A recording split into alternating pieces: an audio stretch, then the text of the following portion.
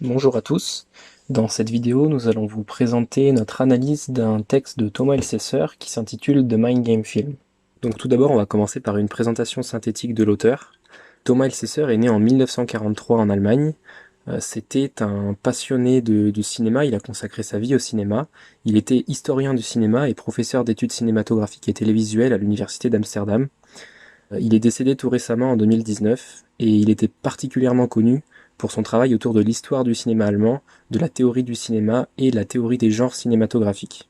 Le texte, quant à lui, est intitulé The Mind Game Film. Il décrit le point de vue de l'auteur sur cette nouvelle catégorie que sont les Mind Game Films, et il est issu d'un papier de recherche qui a été publié pour la première fois en 2008. Il donne notamment une définition et une classification de ce groupement d'œuvres cinématographiques, mais en fait aussi une étude conceptuelle et technique. Donc avant de commencer l'analyse, quelques précisions. Nous allons respecter la structure du texte qui nous a été donné par l'auteur. Nous aborderons aussi, en guise d'exemple, des films plus ou moins connus appartenant à la catégorie des Mind Game Films, tels que Memento, The Usual Suspect, Le Sixième Sens, Inception et bien d'autres.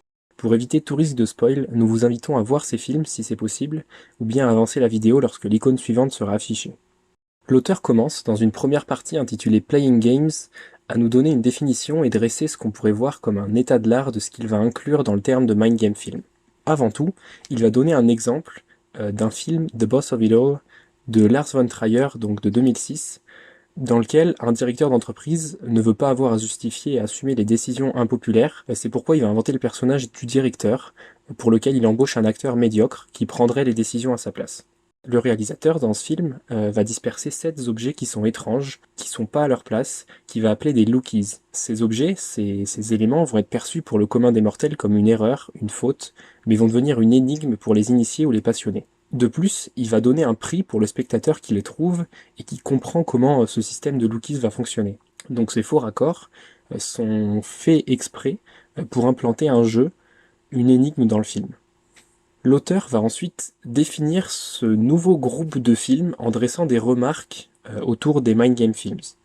Donc déjà, il remarque qu'ils mettent en place des casse-têtes qui sont amusants à regarder et à tenter de résoudre pour le spectateur. Ensuite, il remarque aussi qu'ils allient plusieurs genres différents, plusieurs types de films différents, notamment les films hollywoodiens, les films indépendants, d'auteurs et internationaux.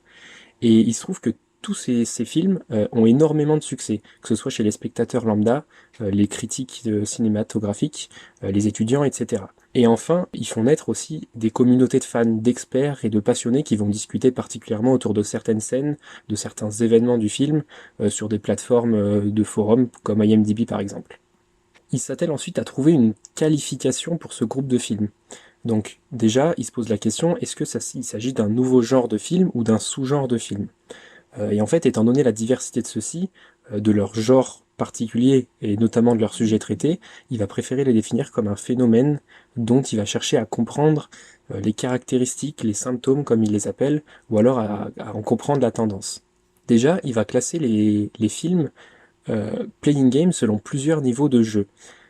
Tout d'abord, on va voir les films dans lesquels ce sont les personnages qui sont dans un jeu, qui sont manipulés ou qui manipulent d'autres personnages. Donc parfois, ils le font sans savoir avec qui ils jouent, ou sans savoir que c'est un jeu, alors que les enjeux peuvent être cruels et mortels. On a des exemples, par exemple, dans le film Le Silence des Agneaux, avec les personnages de Clarice Sterling, Buffalo Bill et Hannibal Lecter. On a aussi cet exemple dans le film Seven, ou dans la série de films thriller horreur Saw. On peut déjà remarquer dans ces quelques exemples que les genres thriller et horreur sont particulièrement propices à l'intégration de ce niveau de jeu entre personnages justement. Ensuite, comme deuxième type de niveau, on a les films dans lesquels ce sont les spectateurs qui sont manipulés, c'est les spectateurs qui participent à un jeu. Certaines informations peuvent être omises pour les manipuler, pour manipuler leur compréhension de l'œuvre qu'ils sont en train de voir. Parfois, ces informations peuvent être cachées aux spectateurs, mais elles peuvent aussi être cachées à certains personnages, ou encore données, mais de façon ambiguë pour qu'on se pose des questions. On a quelques exemples très connus de films qui pratiquent cela, notamment The Usual Suspects, Fight Club, Memento, etc. Enfin, il va essayer de trouver une caractéristique commune ou de savoir d'où proviennent cette émergence de Mind Game Films. Donc déjà, il va se poser la question, est-ce que ça vient d'une localisation précise? Ce mouvement, il est présent en Allemagne, au Danemark, Grande-Bretagne, Espagne, Corée du Sud, Japon, etc. Il remarque aussi que les films, ils n'ont pas de genre particulier. On va retrouver des films d'horreur, comme Le Silence des Agneaux, des films de science-fiction, comme Matrix, des teen movies, comme Donnie Darko, des films sur le voyage dans le temps, comme The Village, ou des films, des dark movies comme on les appelle, des films noirs comme Memento par exemple. Encore une fois, comme je le disais précédemment, les sujets vont aussi être divers. On va retrouver des problèmes classiques comme la crise identitaire adolescente, la sexualité avec notamment la famille oedipienne, mais aussi des problèmes épistémologiques, donc épistémologique, c'est comment savons-nous ce que nous savons. Et on va aussi retrouver notamment des doutes ontologiques, donc c'est des doutes sur les autres dimensions, les doutes sur le paranormal, etc. Donc c'est des doutes classiques et des quêtes philosophiques sur la conscience, le cerveau, la réalité, les multiples mondes possibles, par exemple, qu'on va retrouver particulièrement dans ces films-là. Maintenant, il va s'atteler à trouver des caractéristiques qui décrivent le mieux ces Mind Games films. Donc déjà, on va souvent retrouver un élément qu'on connaît tous, c'est le plot twist. Donc le plot twist, pour le définir brièvement, ça va être un changement de direction radical dans le déroulement d'un scénario fictionnel. Comme autre caractéristique, on va retrouver les fins complexes, qui vont amener les spectateurs à se poser des questions, à remettre en question le film qu'il a vu, les scènes qu'il a vues. Une autre de ces caractéristiques va être la désorientation du spectateur. On va lui proposer un puzzle, des indices cachés qu'il va falloir remettre ensemble. Donc toutes ces caractéristiques, elles sont très intéressantes du point de vue de la réception, parce qu'elles vont provoquer un nouvel engagement de la part du spectateur et un intérêt dans l'incompréhension qu'il va avoir de l'œuvre. Il va vouloir comprendre comment on s'est joué de lui, ou même chercher à résoudre l'énigme qui lui est proposée, et en fait, il va relever le défi. Maintenant, l'auteur va mettre en place le contexte de cette apparition de cette catégorie de Mind Game Films. L'émergence de ce phénomène, elle peut indiquer une espèce de crise dans la relation spectateur-film.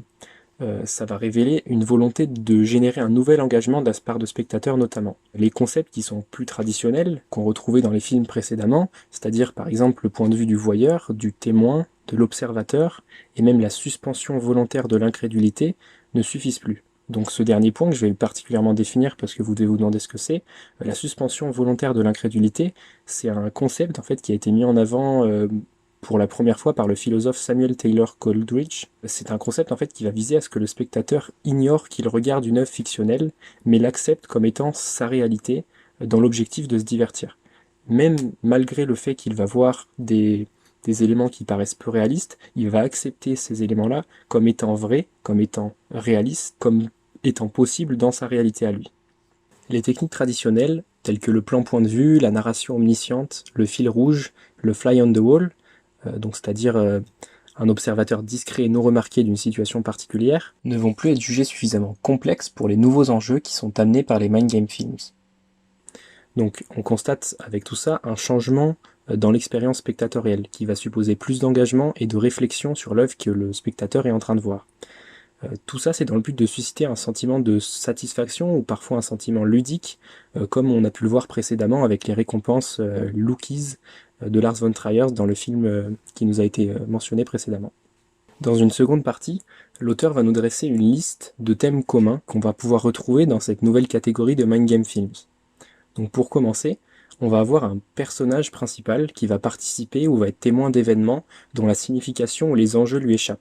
Donc cela participe notamment à une suspension de la relation de cause à effet, puisque le protagoniste même, en plus du spectateur, ne comprend pas la situation.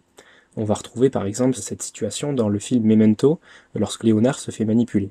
Un deuxième thème commun est lorsqu'un personnage va être confus entre la réalité et son imagination. On va déjà avoir un point de vue subjectif. C'est le cas notamment dans les films Matrix ou The Truman Show. Dans ces deux cas-là, la réalité perçue par les personnages peut être souvent une simple simulation. Un troisième thème va être lorsque le personnage possède un ami, un mentor qui va être en fait imaginaire. On va avoir par exemple le cas de Fight Club avec le personnage d'Edward Norton et son ami Tyler Durden. En quatrième thème, l'auteur nous parle de lorsque le personnage se demande qui il est et quelle est sa réalité. Et notamment la question de savoir s'il est mort ou vivant, qu'on va pouvoir retrouver par exemple dans le film Le Sixième Sens. On retrouve ensuite un nouveau thème qui va être lorsque le héros n'est peut-être pas au courant de l'existence de réalités alternatives, car il peut être atteint d'un problème mental, ou alors il n'est tout simplement pas capable de faire la distinction entre différentes réalités. Donc le plot twist va généralement engendrer un sentiment de wow, de what the fuck, oh my god, ou alors un sentiment de remise en question complet de tout ce qui nous a été présenté, que l'on va comprendre différemment. Ça peut être le cas de plans, d'indices, de scènes complètes. On va retrouver cet exemple dans le film Le Sixième Sens, lors du dénouement principal, quand on se fasse rendre compte notamment que Malcolm Crowe est en fait mort. Un autre thème récurrent est lorsqu'un personnage va être manipulé et persuadé par une communauté qu'il est en train de délirer. On peut retrouver notamment ce cas dans le film Minority Report. Enfin, l'auteur nous mentionne un dernier cas, qui est lorsqu'un protagoniste et son point de vue n'est pas forcément fiable. Il peut être malade, c'est le cas par exemple dans le film Memento, mais nous développerons particulièrement ce point plus tard dans l'analyse. Après avoir dressé cette mise en contexte, cet état de l'art sur les Mind Game Films, l'auteur va établir une analyse précise en 3 points d'approche principaux. La première, c'est la narration complexe au travers de la disjonction entre narration et base de données, soit entre la logique narrative et la logique de jeu. La seconde, ça va être l'idée d'une crise identitaire ou trouble de la personnalité menant à ce qu'il nomme des pathologies productives. Et enfin, les utilisations sociales des films dans les objectifs de discipliner et contrôler ou encore enseigner et former. The Mind Game Film, A Complex Case of Storytelling. Dans cette partie, l'auteur nous parle de la narration et du récit dans les films Mind Game en se penchant sur de la narratologie. La narratologie, comme son nom l'indique, désigne la science de la narration. Elle étudie notamment les procédés et structures présentes dans toutes les formes des récits, mais notamment les récits littéraires. Dans les films Mind Game, la narration cinématographique s'est complexifiée dans tous les genres de cinéma, du film d'auteur au film mainstream et donc pour tous les publics. L'apparition des films Mind Game a donc engendré un certain intérêt des littéraires par rapport aux enjeux narratifs qu'ils impliquent. Ils les analyseront à travers différents concepts comme les récits Forking Path, que je traduirai par récits à embranchement, les récits Multiple Draft, dits à brouillons multiples, les films puzzle, les récits complexes, comme des cas de récits modulaires. L'auteur reviendra sur certains de ces concepts plus tard. Concentrons-nous donc d'abord sur le cinéma. La particularité des récits de film Mind Game est le fait qu'ils suspendent un certain pacte, un certain contrat entre le film et le spectateur, celui qui dirait que le film ne ment pas, c'est-à-dire que ce que l'on voit et perçoit est véritable. Mais un tel pacte rendrait impossible l'existence de mondes virtuels ou de situations improbables présentes dans ces films si souvent. Lorsque ce pacte est suspendu, le spectateur se sent donc trompé. On verra à travers les exemples suivants comment le film fait cela. On pourra même voir que le film ne ment pas réellement, mais que c'est surtout les règles plus classiques qui sont changées, que les repères habituels sont chamboulés. Il y a le cas où le film aborde un point de vue personnage plutôt qu'un point de vue témoin. Un point de vue témoin pourra offrir de la neutralité et du recul au spectateur, tandis qu'un point de vue personnage sera beaucoup plus subjectif, avec les pertes d'informations que ça peut engendrer. Par exemple, dans The Usual Suspects, le spectateur est trompé car le personnage du film dont on a le point de vue l'a également été. D'autres films empruntent ce point de vue personnage en l'appliquant sur une personne atteinte d'une maladie qui trouble sa perception. Les mensonges du film seront liés à la perception troublée du malade, et là encore, peut-on dire que le film ment alors qu'il s'agirait surtout de la faute de la maladie ? Le film Memento, par exemple, nous propose un montage inversé qui traduise les pertes de mémoire du protagoniste. Ici, encore plus que d'aborder un point de vue différent, le film se sert d'un montage insolite afin de faire vivre cette maladie. Je me suis fait la réflexion que cela doit avoir un impact important du point de vue du spectateur et du point de vue identification. Si le spectateur est trompé, il se rendra compte aussi que c'est surtout le personnage qu'il a d'abord été, ce qui peut parfois engendrer un sentiment d'empathie naturelle. La frustration ou déception qu'on éprouvera ressemblera à celle du protagoniste. Plus tard dans le texte, l'auteur nous parlera de comment ces films lient la dimension temporelle avec celle de l'identité et de la conscience. Et j'ai d'abord essayé de lier cela avec l'identification. On comprend ce qu'il s'est passé en comprenant le personnage, ses troubles, sa position. Un personnage va faire une action A parce qu'il y a eu cette action B auparavant. En embrouillant la temporalité, le film embrouille la causalité et cache parfois les motifs du personnage qu'on finit par comprendre qu'au dénouement. Le début, le milieu et la fin ne sont pas toujours présentés en tant que tels, ce qui forcera le spectateur à réviser tout ce qu'il voit et à lui-même remettre les pièces du puzzle dans l'ordre, afin de comprendre. Pour en revenir au film et ce qu'il nous montre, il est important de remarquer que les mondes physiques qui nous sont présentés, les espaces, les environnements, restent réalistes, réels, et ne sont pas déformés de quelque manière. C'est plutôt la temporalité qui est déformée et manipulée, qui est du coup moins palpable, invisible. Pour cela, on peut aussi prendre d'autres exemples. Certains récits de films comportent des mondes parallèles, des réalités différentes, ou en jouant avec la temporalité, nous montrent deux moments différents du récit. Par exemple, les flashbacks ou les rêves sont généralement montrés avec une colorimétrie différente, des effets visuels, ou sont accompagnés de transitions. Mais dans les films Mind Game, il ne va pas y avoir de différence visuelle. La limite entre les mondes parallèles sera fine, voire invisible, et cela permettra de mieux berner le spectateur. Le texte nous cite The Matrix ou Fight Club comme exemple. Là encore, on pourrait dire qu'il s'agit d'erreurs de post-production ou d'omission, alors que ce sont des choix qui ont été faits justement pour nous induire en erreur par rapport à nos repères habituels. Je vais prendre un autre exemple et parler d'Inception. Le film n'est pas mentionné dans l'ouvrage, certainement parce qu'il a été réalisé après le texte. Mais dans Inception, il y a des mondes parallèles qui sont les rêves dans lesquels voyagent les personnages. On a beaucoup de mal à comprendre le film et à savoir si la scène qui nous est présentée est un rêve ou la réalité.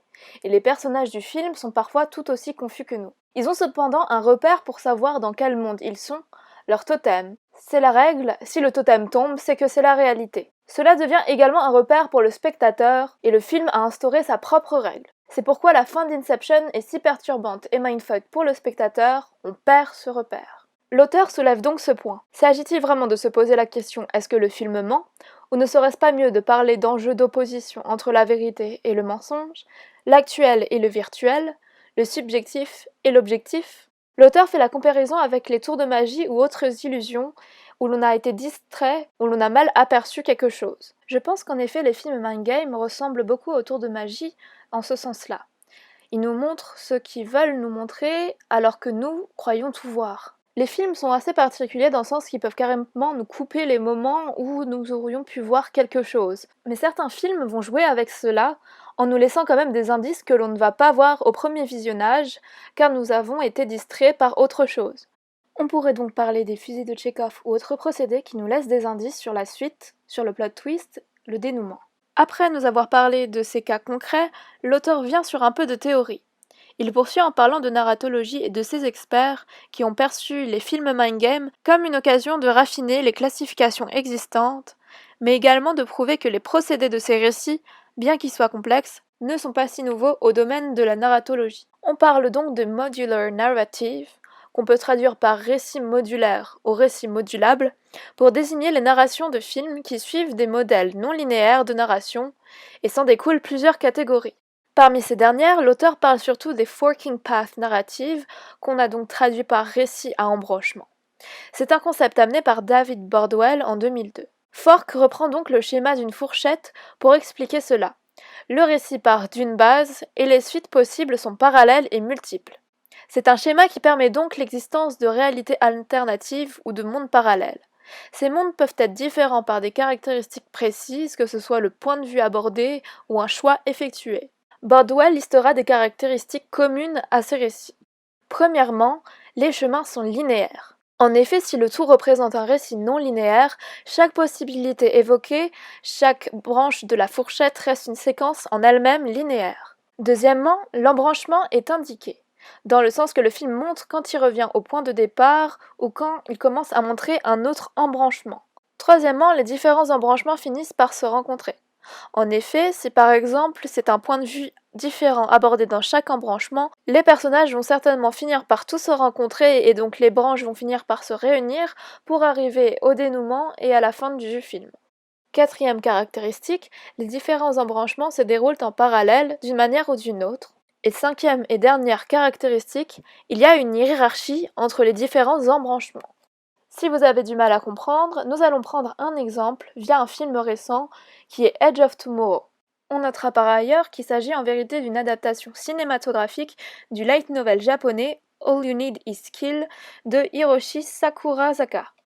Le protagoniste est un soldat qui se retrouve sur le champ de bataille malgré lui et qui est terrorisé mais découvre que s'il meurt sur ce champ de bataille, il est amené à recommencer sa journée. Nous sont donc exposés à la suite différents déroulés de l'histoire, vu qu'à chaque fois qu'il meurt, l'histoire recommence. Seul le protagoniste se souviendra des versions précédentes de sa journée et pourra anticiper sur le champ de bataille tout ce qui va pouvoir lui arriver.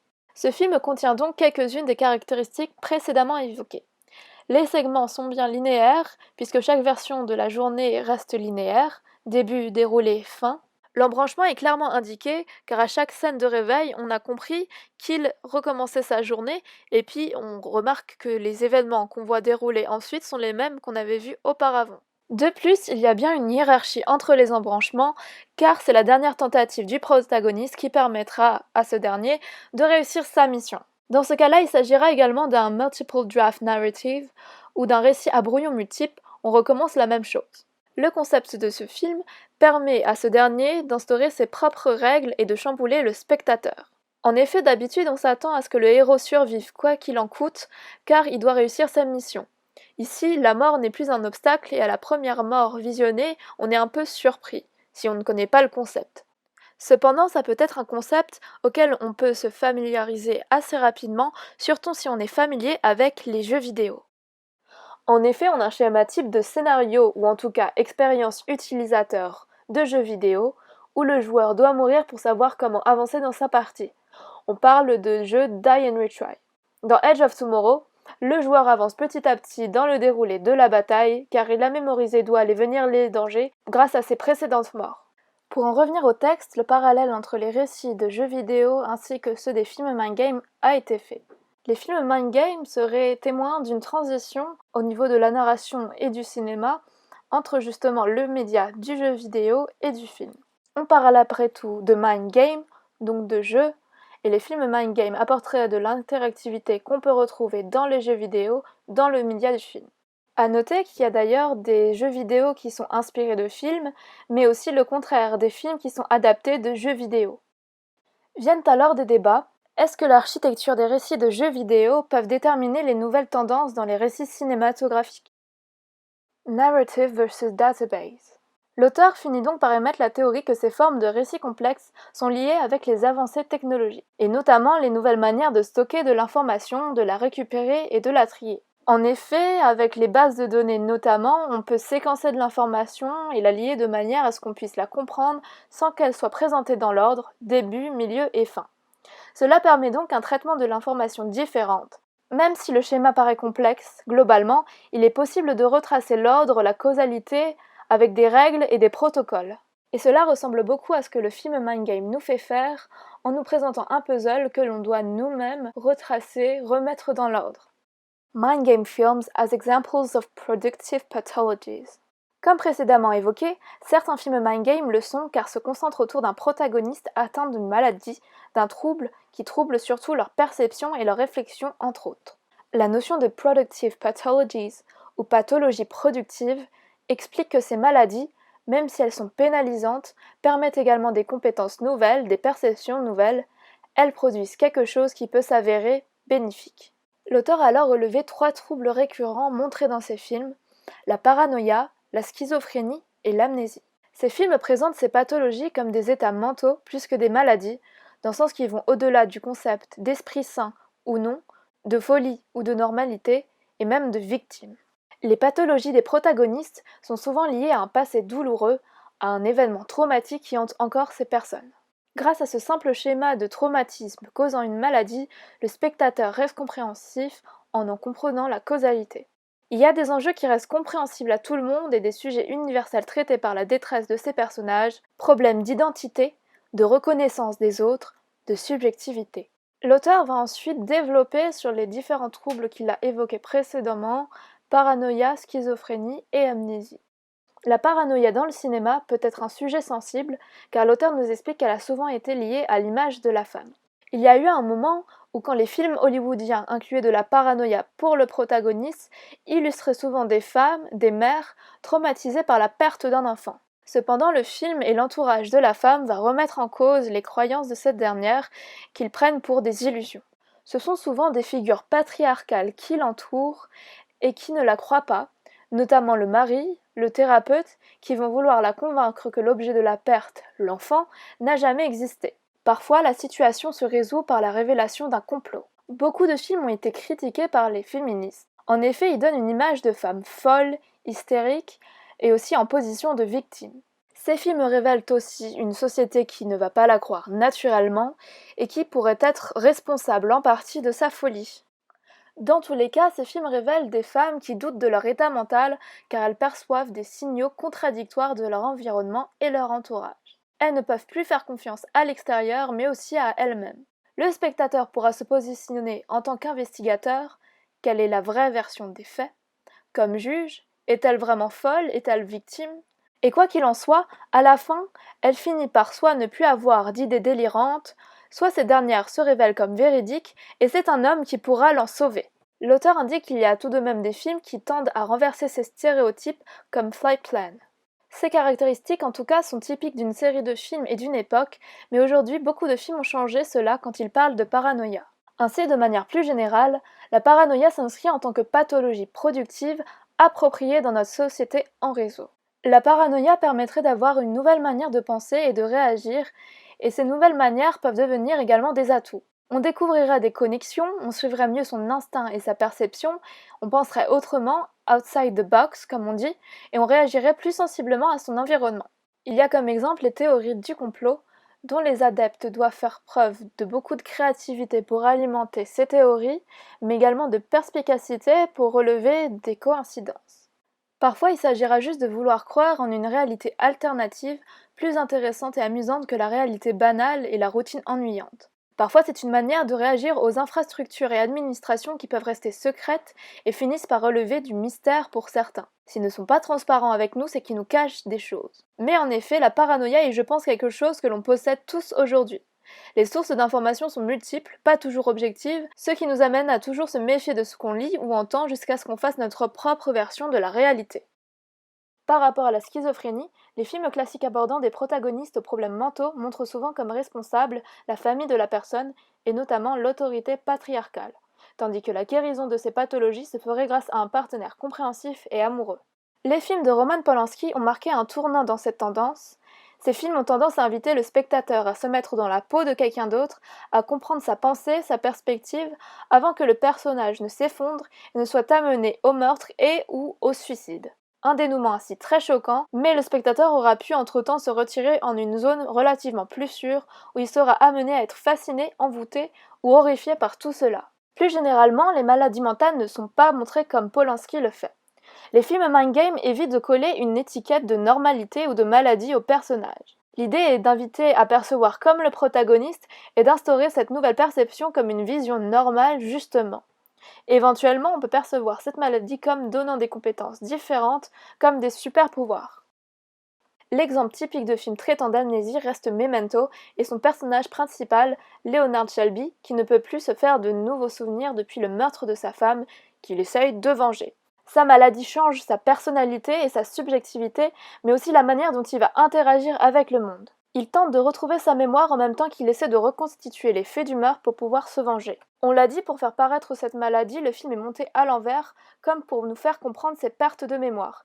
Le spectateur manque d'informations au même titre que Léonard a perdu sa mémoire. Son amnésie est une pathologie productive dans la mesure où elle lui pousse à être organisé, méthodique, rationnel, tout en écoutant son ressenti et instinct et à ne faire confiance qu'en ses propres traces. Il utilise des polaroïdes, des notes, des tatouages, des schémas, et sait reconnaître son écriture pour ne faire confiance qu'à lui-même.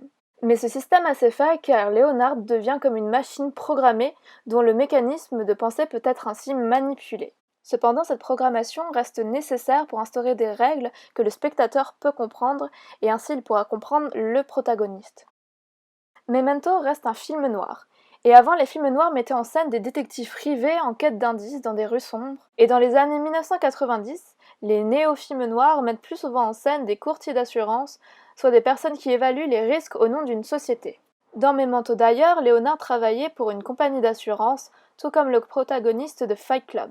Ce métier ne doit pas être choisi au hasard.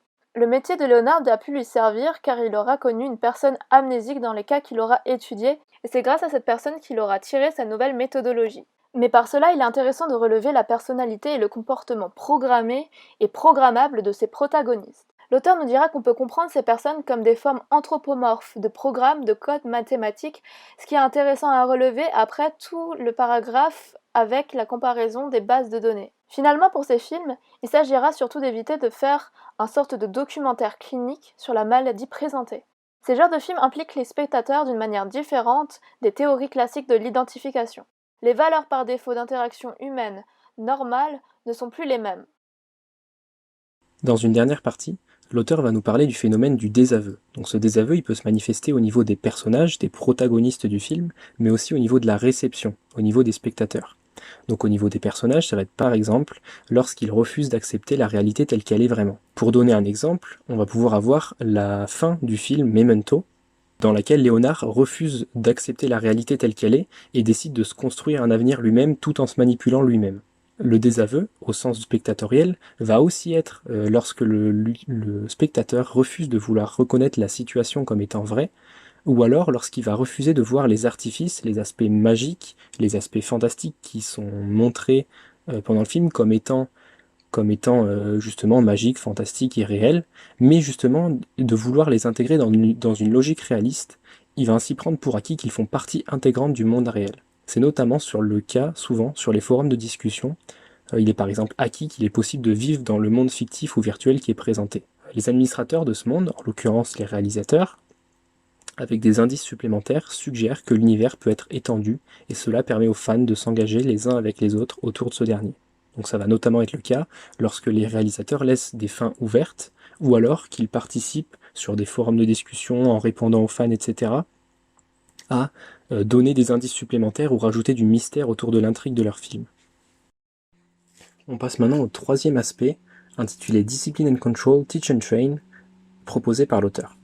D'un côté, on a des pathologies qui montrent une crise identitaire et une crise avec le monde qui entoure le protagoniste. Mais de l'autre côté, ces gens-là, en percevant le monde d'une manière différente, ont comme des super-pouvoirs, une sorte de génie qui leur permet de faire plus. C'est ce que l'auteur va appeler les productive pathologies, comme si ces maladies permettaient quelque chose de plus. On peut prendre l'exemple du sixième sens, où le personnage principal peut entrer en contact avec des personnes d'un autre monde. Cela indique que le trauma qu'a vécu le personnage, qui est connecté au passé, ouvre à des opportunités futures, des nouvelles possibilités sur le futur. Autour des aspects de la discipline et du contrôle, l'auteur nous indique que si on s'organise et on se discipline, on peut contrôler en quelque sorte sa maladie, la prendre en main. Il faut également, en société, pouvoir se surveiller et analyser. Les maladies, d'après la philosophie française et notamment la pensée foucadienne, permettent de constituer une solution à un problème plutôt qu'un problème en elle-même. Elle est donc vue comme étant productive. Ce qui dirige ici vont être les sens, les sensations, l'affect, le corps, qui sont amenés à être contrôlés et autocontrôlés pour être intégrés en société. Walter Benjamin pense le cinéma comme une machine disciplinaire. Pour lui, les représentations cinématographiques permettent d'atténuer les chocs, surtout quand ils peuvent être traités avec humour. Il permet aussi de distraire. L'auteur va ensuite faire une comparaison entre les jeux vidéo et les mind game films, autour notamment de la pensée de Malcolm Gladwell, pour qui les jeux vidéo, la télévision américaine, les programmes de HBO par exemple, seraient bénéfiques pour les plus jeunes, car ils permettent de s'entraîner à de nouvelles capacités cognitives et apprennent des bons moyens d'interagir avec des systèmes automatisés de contrôle et de surveillance. Cela permet d'engager le spectateur dans une certaine manière. On va analyser quand on regarde des films ce qui va entraîner notre cerveau. Les livres susciteraient, eux, beaucoup moins les sens que les jeux vidéo, et auraient beaucoup plus tendance à isoler. Les jeux vidéo en ligne, par exemple, ou coopératifs, alors que les livres sont difficilement partageables et surtout requièrent le silence pour se concentrer. L'auteur voit donc le livre comme une dictature. Ce qui va être le plus décevant pour le spectateur dans sa liberté va être de suivre un chemin linéaire sur lequel il n'a pas le contrôle. Lire un livre, pour lui, serait se rendre dans une posture soumise. Pour finir, la consommation des médias de masse fait partie du travail affectif qui est absolument nécessaire dans les sociétés modernes de contrôle, et ce dans l'objectif de générer une autorégulation et une espèce d'auto-apprentissage des idéologies de la société. Les Mind Game Films proposent ainsi des tests pour le spectateur qui permettent de constituer une éthique du moi post-bourgeois que l'auteur définit comme le fait de rester flexible, adaptatif et interactif. The Rules of the Game. On a remarqué que tout le monde parlait de ce genre de film, que ce soit des étudiants, philosophes, analystes, cinéphiles ou amateurs. Tout le monde a quelque chose à dire, pas seulement sur le film en lui-même, mais tout ce qui peut tourner autour, l'univers étendu, les éléments du film inspirés de la vie réelle. En résultent beaucoup de forums style FAQ, foire à questions, qui tendent à ignorer le fait qu'il s'agit souvent de fiction. Car en effet, le décor reste réaliste et ces histoires pourraient s'inscrire dans notre monde. Les films deviennent des extensions de la vie réelle. Cependant, les FAQ tendent à ne pas s'engager dans l'interprétation. Comme ils veulent considérer le monde fictionnel pour réel, je suppose qu'ils privilégient le factuel et non l'interprétation pour ne pas briser cette règle. Les narratologistes également ne sont pas intéressés dans l'interprétation, mais sont concernés par les définitions et les règles qui engendrent certains effets. À l'opposé, les commentaires théoriques et sociaux ne relèvent que de l'interprétation. Hollywood a toujours produit des textes ambigus et perméables sur leur signification. Ils doivent être accessibles et donc peuvent avoir différentes interprétations sans devenir incohérents. L'apparition du film Mind Game va également de pair avec les nouvelles plateformes de visionnage. Le fait qu'on puisse posséder un film et surtout faire pause, le regarder à notre rythme, permet ce genre de jeu dans un film et permet de devenir expert en faisant attention à tous les détails. On peut passer le film à la loupe, mais surtout le regarder autant de fois qu'on veut. Avec les lookies ou les fusils de Tchekhov, on pourra donc s'amuser à repérer également tous les indices prédicateurs. Le spectateur est alors satisfait et se sent savant. De plus, le DVD, les bandes annonces et tous les contenus tournant autour du film pourront nourrir ces jeux de pistes et les théories. Ce qui est finalement important de noter est que le film Mind Game impose ses propres règles du jeu, ses propres règles de compréhension. Sur cela, l'auteur part sur une nouvelle conclusion. Il y a un nouveau contrat entre le spectateur et le film qui n'est plus basé sur la vérification visuelle, l'identification, la perspective voyeuriste ou la position de spectateur comme on a pu le voir auparavant, mais sur ces règles que justement le film instaure et que les communautés suivent. C'est en cherchant des formes de récits complexes que le film va pouvoir renégocier ces règles du jeu. Le film Mind Game va donc pouvoir briser certaines autres règles de réalisme, transparence, linéarité pour en inclure d'autres. Ils sont de tout point de vue pourvus de compromis qui permettent une flexibilité. Cela permet cependant d'être accessible à toute personne et sur toute plateforme. L'auteur avait dit que l'effet principal des films Mind Game était de désorienter le spectateur, ce qui posait la question d'une nouvelle relation spectateur-écran. L'émergence, ou en tout cas la réémergence pour d'autres, des films Mind Game serait le signe d'une crise dans cette relation spectateur-écran. Mais l'auteur conclut que si le Mind Game film doit être une solution à cette crise, en vérité, il pourrait l'aggraver. En effet, les spectateurs seraient plus concentrés sur le côté mind game avec ses règles du jeu que le côté film des mind game films. Ainsi, cela inciterait le spectateur à surtout reconnaître des schémas plutôt que de s'identifier et s'intéresser réellement aux personnages. Précédemment, j'avais parlé d'Inception, et c'est vrai qu'à la fin, on est surtout focalisé sur la règle du totem et de la toupie. Cela peut être frustrant alors de savoir s'il s'agit d'un rêve ou d'une réalité, et c'est pour ça qu'il y a beaucoup de gens qui en effet ont regardé le film pour émettre leur propre théorie là-dessus. Cela pourrait nous éloigner de la question qui est plutôt est-ce que le personnage principal a réellement retrouvé sa famille ou pas? On pourrait également voir dans ces films une stratégie marketing permettant un accès au film pour tous, mais également un moyen plus attrayant de combiner les avantages d'un livre avec l'utilité d'un jeu vidéo. Finalement, les films Mind Game montrent une évolution dans le cinéma. Au lieu de refléter la réalité, ces films créent leurs propres référentiels et leurs propres règles du jeu. Pour ma part, je suis d'accord, ces films sont très accessibles et tout le monde peut en parler. Mais c'est aussi grâce à un public large que j'aimerais ne pas faire de généralité quant à la réception et aux interprétations. Car en effet, l'attirance pour le jeu, les règles du jeu et ce genre de petits détails est très approprié par rapport à notre société actuelle avec la culture pop et la culture geek. Par culture geek, j'entends vraiment la volonté de vouloir devenir expert en un domaine très précis. Et c'est un peu ce que font les communautés de films Mind Game. Le phénomène a pris une telle ampleur qu'aujourd'hui, on émet des théories et cherche des détails dans des films qui ne sont même pas des films Mind Game à la base. Aujourd'hui, cela se fait surtout sur des séries ou des films qui s'inscrivent dans des sagas, des cinématiques universe, où éventuellement on peut faire des liens. En soi, les épisodes d'une série et les films d'une saga représentent ce certain séquençage de données et d'informations entre lesquelles on peut faire des liens. On a envie de prédire la suite grâce aux indices et aux règles. Le vrai problème est que parfois ces œuvres ne sont pas aussi pointilleuses que ça, et les fans vont prendre un détail pour une révélation incroyable qui va les décevoir à l'arrivée de l'épisode suivant.